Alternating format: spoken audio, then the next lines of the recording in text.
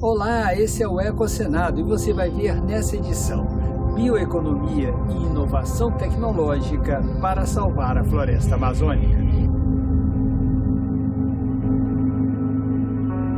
O projeto Amazônia 4.0 irá levar para dentro da Amazônia capacitação com indústrias modernas, com laboratórios chamados Laboratórios Criativos da Amazônia, de inúmeras cadeias produtivas, cacau, cupuaçu, castanha. E os números do desmatamento, que não param de crescer. 13.235 quilômetros quadrados de florestas foram derrubados na Amazônia brasileira de agosto do ano passado até julho deste ano. Tem mais, a linguagem das plantas no canal Agrofloresteira.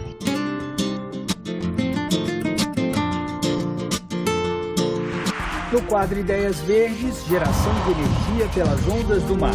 A startup israelense, a Coave Power, usa as ondas para gerar energia com uma proposta simples, limpa e de baixo custo. E no Mosaico Sertão Veredas Peruaçu, veja como funciona a gestão integrada de unidades de conservação.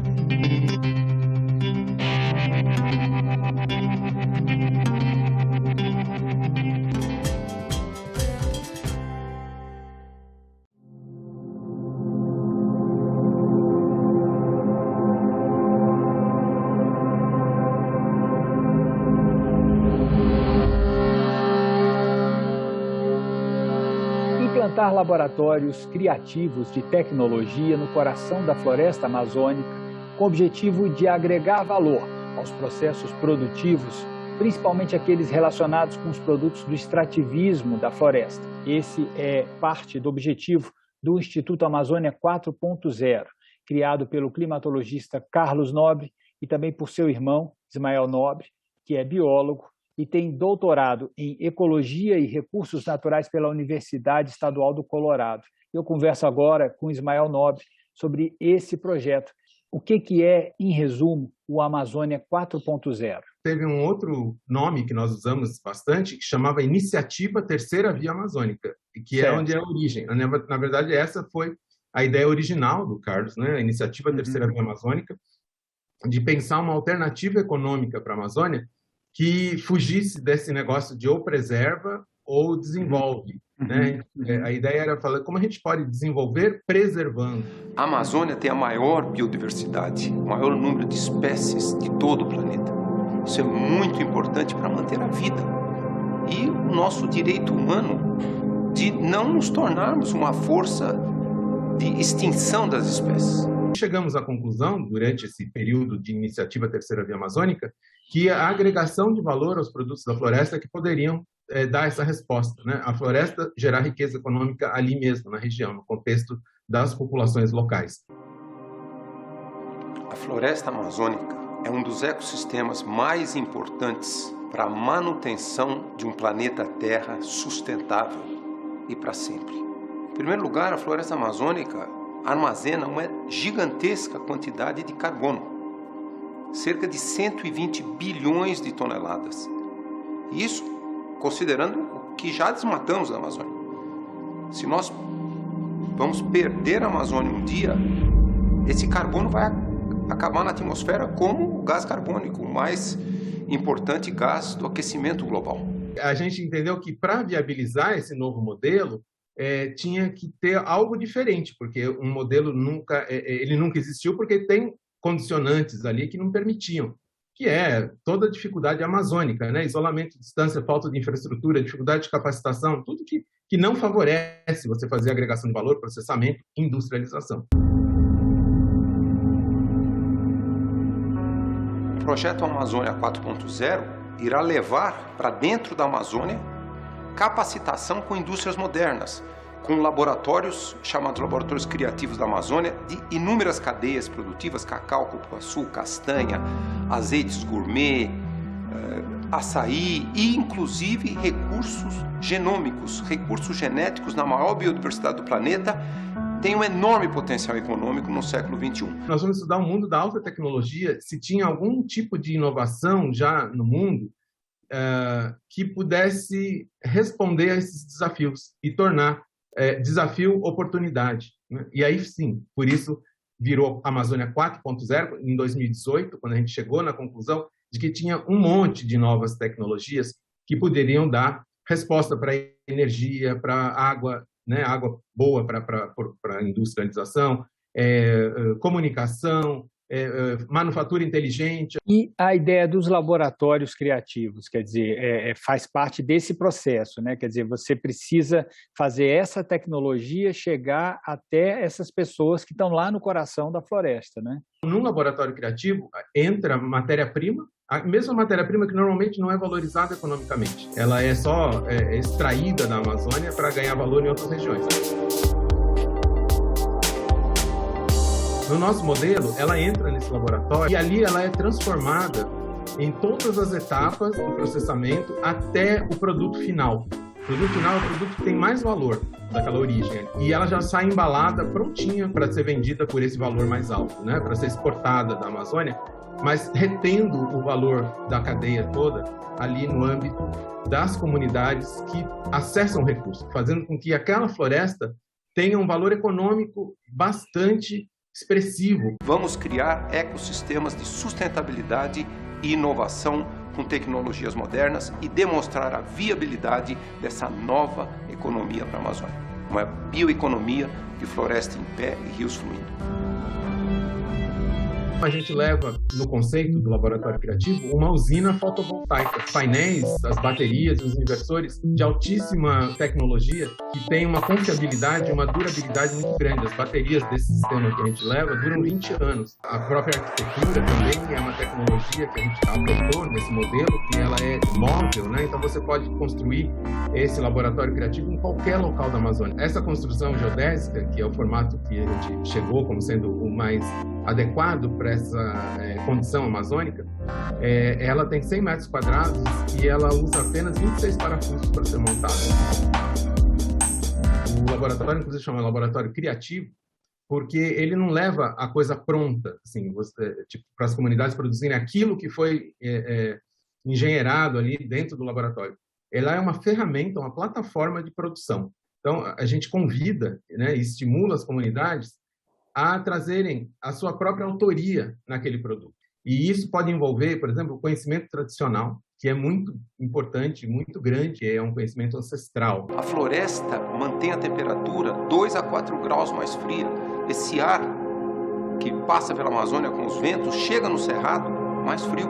Se nós perdermos a Amazônia, o cerrado vai ficar ainda mais quente, prejudicando inclusive a agricultura do cerrado. O laboratório criativo da Amazônia é a prova de conceito desse novo modelo de desenvolvimento da bioeconomia da Amazônia através das comunidades locais. O passo seguinte, que está sendo agora desenvolvido aqui na sede do Instituto Amazônia 4.0, é a Biofábrica 4.0. Já não é um sistema de capacitação, é um sistema de produção com equipamentos maiores e sistemas mais avançados de controles e de facilitações para permitir o aumento da escala dessa possibilidade de agregar valor. A Amazônia, ela é essencial para a estabilidade climática e estabilidade ecológica do planeta Terra. Nós não podemos perder a floresta amazônica.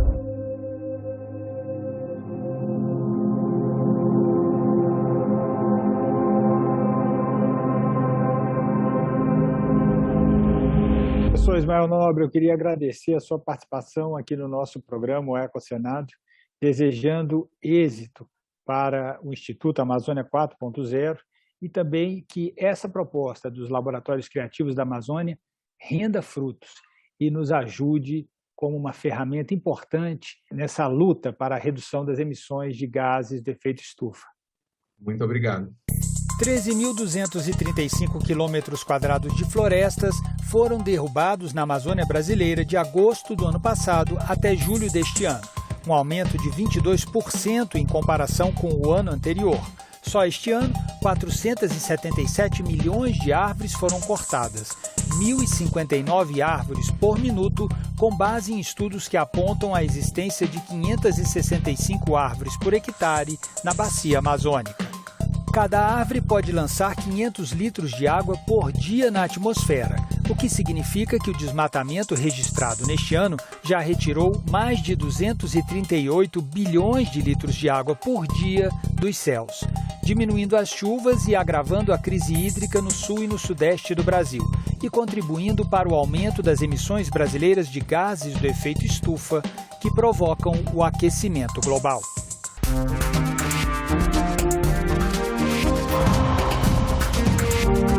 A startup israelense Wave Power usa as ondas para gerar energia com uma proposta simples, limpa e de baixo custo.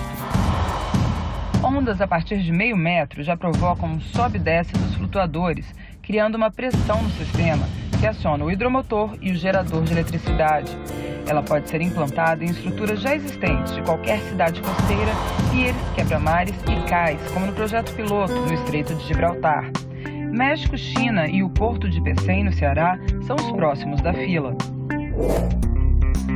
Já a startup americana Carbon Robotics traz uma solução para os agricultores que querem se livrar dos agrotóxicos, ou até mesmo para as fazendas orgânicas, onde não há uso de pesticidas. Esse robô capinador usa inteligência artificial para identificar e eliminar com raio laser de alta precisão as ervas daninhas no meio das plantações. A velocidade é impressionante. Podem ser capinados de 6 a 8 hectares por dia, sem prejuízos na qualidade da colheita.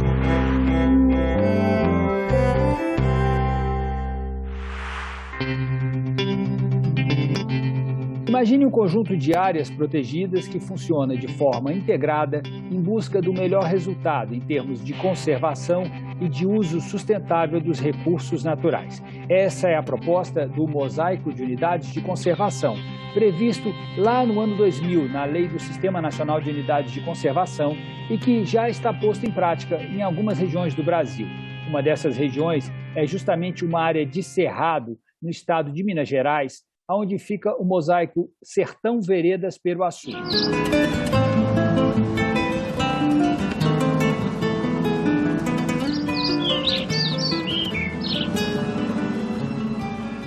A estratégia de se pensar a conservação através de mosaicos de unidades de conservação é um modelo que aposta na integração para manter essa paisagem, para a conservação do cerrado, para a valorização do homem sertanejo, em busca do desenvolvimento com sustentabilidade. E nós vamos conversar com César Vitor do Espírito Santo, engenheiro florestal da Funatura, que é pioneiro no trabalho de gestão ambiental lá nessa área. Desde 89, com a criação do Parque Nacional Grande Sertão Veredas, outras unidades foram sendo criadas na região por iniciativa ou do governo estadual de Minas Gerais, que foram criados parques estaduais, APAs estaduais, ou do próprio governo federal, que criou também o Parque Nacional Cavernas do Peruaçu, e com isso se formou um mosaico. O Parque Nacional Cavernas do Peruaçu guarda grandes surpresas.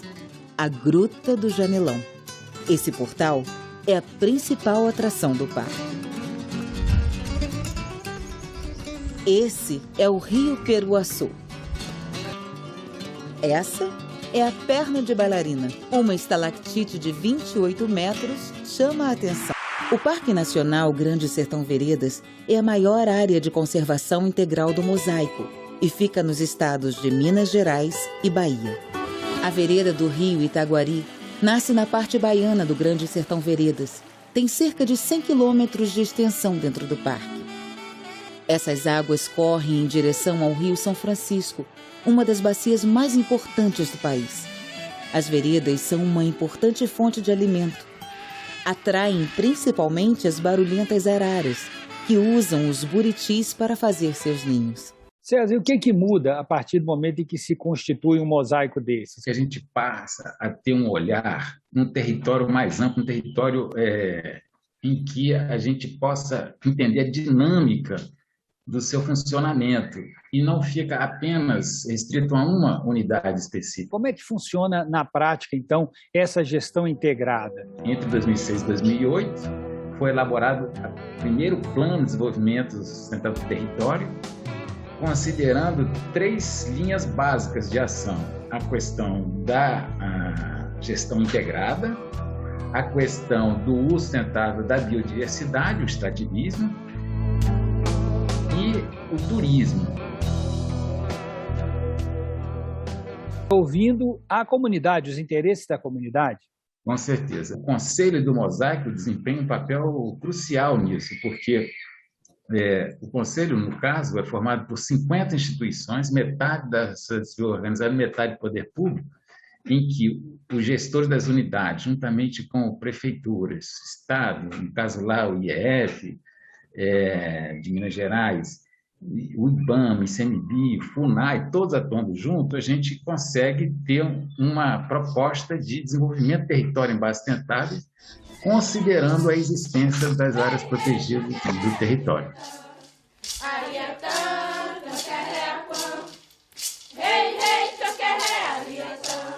Por videochamada, conversamos também com Colby Soares, analista de conservação do WWF Brasil, que também atua na região do Mosaico Sertão Veredas Peruaçu. Em 2015, o WWF Brasil ele fez um estudo de efetividades de mosaicos. 2 mosaicos na Amazônia, um mosaico na Mata Atlântica e um mosaico no Cerrado, que é o Sertão Veredas Peruaçu. Um dos principais resultados que o mosaico Sertão Veredas Peruaçu foi o mosaico mais efetivo entre os 4 avaliados. Apresentou cerca de 80% de efetividades em termos de conservação do território, em termos de uso sustentável. O mapeamento do uso e da ocupação do solo do mosaico revela que 80% da área ainda estão cobertos de vegetação nativa. É um território bem conservado e com zonas de amortecimento que funcionam como uma teia de corredores ecológicos que mantém a troca genética entre espécies animais ameaçadas de extinção. Por exemplo, nós temos um trabalho muito forte aí em termos do extrativismo, com as cooperativas. Nós temos 4 cooperativas agroextrativistas nesse território do mosaico, além das associações comunitárias. A agroindústria da cooperativa trabalha com cerca de 20 sabores de polpa de frutas e na loja da cooperativa você encontra também artesanato, licores e geleias, farinhas. No entorno do Parque Estadual da Serra das Araras, conhecemos o Sr. Sebastião Rodrigues Pereira, que é produtor rural e aprendeu com o pai a fazer rabecas com madeiras do cerrado.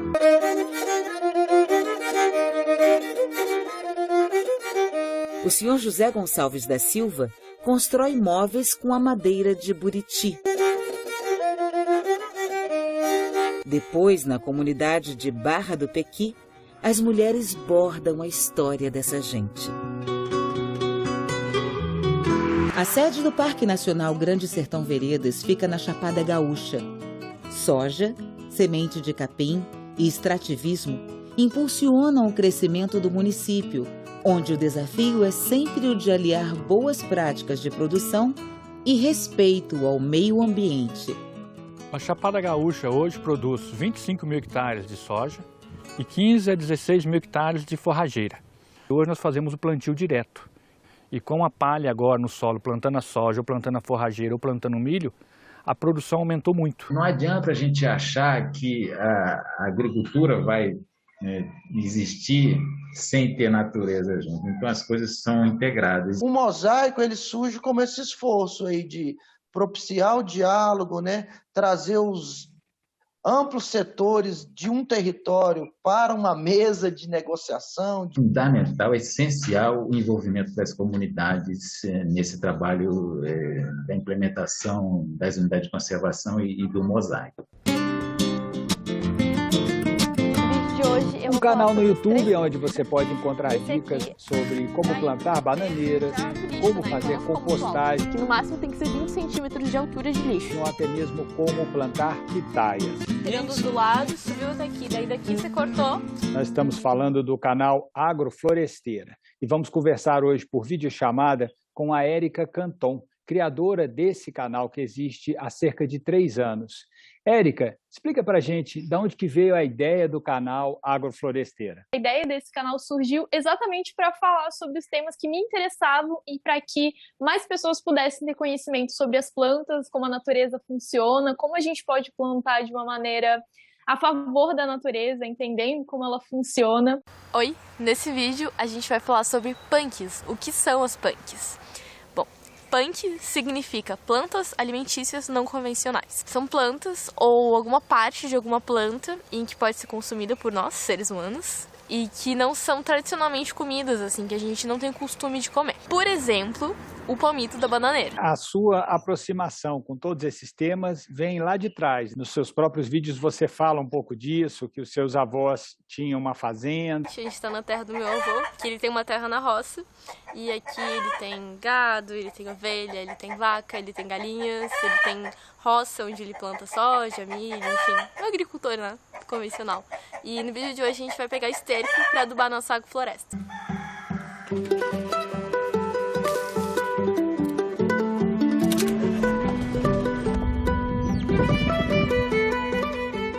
Eu nasci em uma cidade de interior e os meus 2 avós moram no campo e plantam. Assim, os meus avós eram autossuficientes até poucos anos atrás.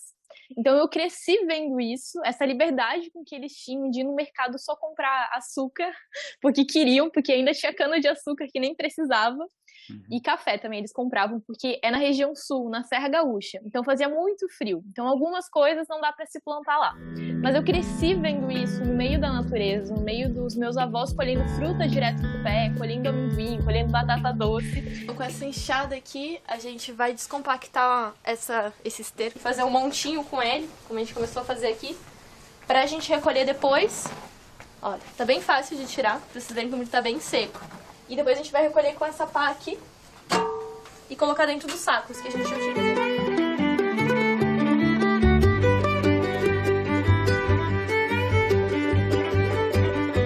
E aí você teve uma formação em técnico agrícola e depois também uma graduação em gestão ambiental, e foi aí que você começou o canal? Conta pra gente. Foi isso. O canal surgiu quando eu estava terminando a gestão ambiental.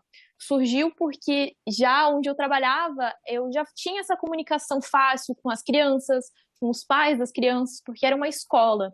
Então, eu já fazia cursos presenciais sobre o tema, e eu pensei em uma maneira de chegar mais longe, de difundir mais ainda essa informação. E a partir do YouTube eu vi esse canal, esse caminho de poder fazer isso.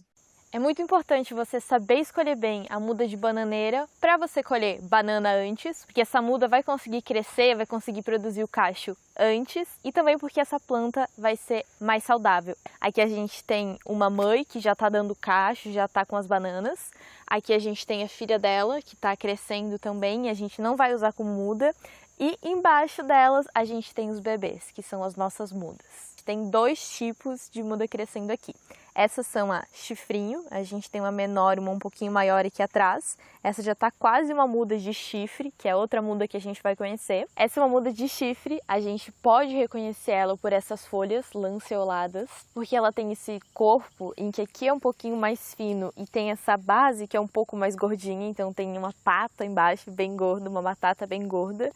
E essa é a melhor muda para a gente utilizar. Isso tudo aconteceu porque eu busquei informação e não encontrei.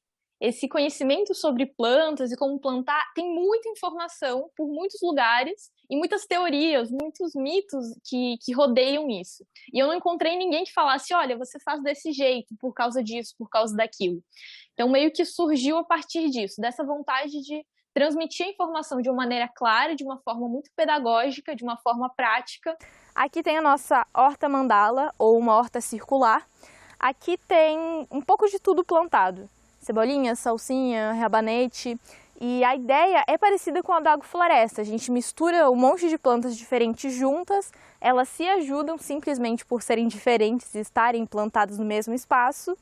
E é isso, orgânico, uma horta orgânica caseira crescendo aqui. Eu comecei falando mais sobre a agrofloresta, que é essa técnica de agricultura em que a gente entende como a natureza funciona e planta misturado árvores e plantas, tudo isso integrando um grande ecossistema. Da mesma maneira que funciona uma floresta, a gente aplica na horta, ou nas frutíferas e tudo isso. Então começou inspirado mais nisso, nessa técnica específica da agrofloresta, porém eu vi que não é só isso que é preciso ser falado, tem vários outros temas que permeiam, por exemplo, a compostagem. Matéria orgânica, como eu vejo muitas pessoas falando, não é adubo. Na verdade, a matéria orgânica é um pedaço do que é adubo. A matéria orgânica é o que alimenta a vida no solo. Essa vida no solo seriam bactérias, vírus, minhocas. Isso é vida no solo. Isso se alimenta da matéria orgânica, que é o que a gente coloca por cima da terra. Eu me lembro de um vídeo recente que eu vi no seu canal, em que você explica como que a casca do ovo pode ajudar a prevenir a lagarta que vai comer a folha da couve, né? Mas você no vídeo você explica como é importante a gente ter em mente que aquela lagarta, na verdade, vai virar uma borboleta que é um dos mais importantes polinizadores, né? Então, você está sempre procurando mostrar que tudo tem uma função. É que, na verdade, a gente não tem que pensar na planta isolada. Essa planta tá com essa praga que tá atacando ela. Não, a gente tem que olhar o contexto todo. A ideia da gente colocar a casca de ovo é para que a borboleta ande por aqui, veja a casca do ovo e entenda que aqui existe um predador para suas lagartas. Vai ter uma ave, um pássaro, uma galinha que vai comer as suas lagartas se ela colocar os seus 200 ovos aqui. E como é que é hoje a rotina do canal? Por exemplo, para quem estiver vendo aqui a nossa entrevista e quiser conhecer o canal Agrofloresteira. Quer dizer, você tem uma rotina de transmissões, né? Explica para o nosso telespectador aonde que ele encontra esse material. Toda segunda-feira, às 18 horas, eu posto vídeo novo lá no canal. E sobre os temas mais variados possíveis, mas tudo que é relacionado a plantas e como plantar. Tudo que permeia isso, você vai encontrar lá. E agora a gente também tem, toda quinta-feira, uma live com convidados sobre os mais diversos temas, agroflorestas e plantas medicinais, dieta vegetariana e meio ambiente, compostagem, enfim. Se você procurar Agrofloresteira no YouTube, você vai encontrar meu canal. Muito obrigado por sua participação aqui no nosso programa Ecocenado. Desejo êxito para o canal Agrofloresteira, que você continue oferecendo muitos cursos, postando muitos vídeos e, enfim, inspirando as pessoas, não é, a terem uma vida mais próxima da natureza, a conhecerem melhor as plantas e a plantarem florestas. Sempre digo que o melhor adubo é o conhecimento. Não tem como a gente cuidar das plantas de uma maneira melhor do que conhecendo elas, sabendo o que elas realmente precisam. Por isso que a linguagem das plantas é tão importante. Junto com a gente entender a planta, a gente sabe o que ela precisa. Então, é isso. Muito obrigada mesmo pelo convite. Foi um prazer estar aqui. E é isso. Um abraço. Então, por hoje é isso. Até os próximos vídeos.